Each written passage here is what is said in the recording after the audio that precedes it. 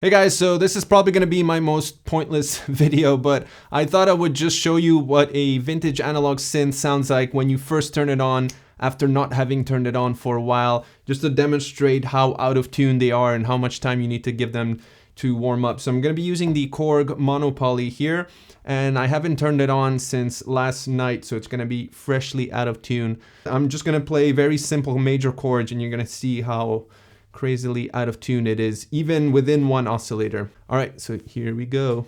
All right, switching to poly. So I'm just gonna play one note.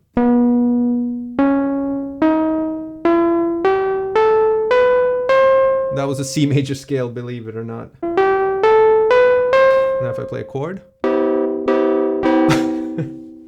This is supposed to be a C major chord, which will eventually get in tune because I left the settings the same as they were yesterday, and it's tuned properly. I didn't detune it by hand.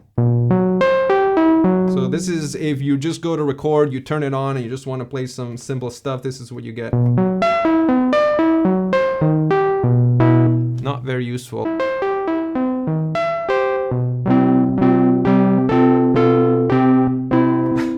So yeah, eventually in a couple of, I never timed it, but usually what I do is when I know I'm gonna use it for recording, I turn it on a couple hours before I actually have to sit down. So by the time I come back, most of the time it's properly in tune. This is in no way a knock on vintage synths. This is kind of what comes with the territory. And some might say that's part of the charm, is that even as it gets in tune, it's never fully quite in tune. So you get that nice subtle shifting.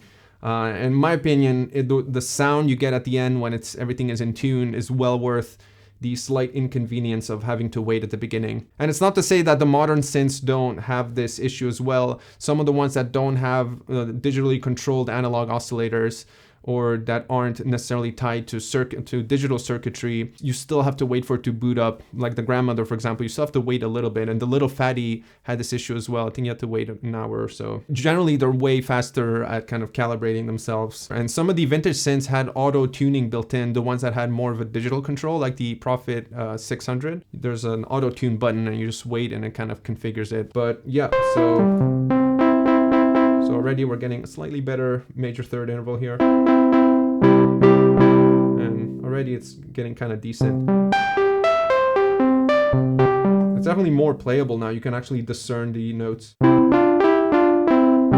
It's still a little pitchy, so I wouldn't necessarily use this for recording unless I was going for something super kind of quirky and lo-fi. All right, yeah, thanks for watching this. I'll catch you guys in the next one.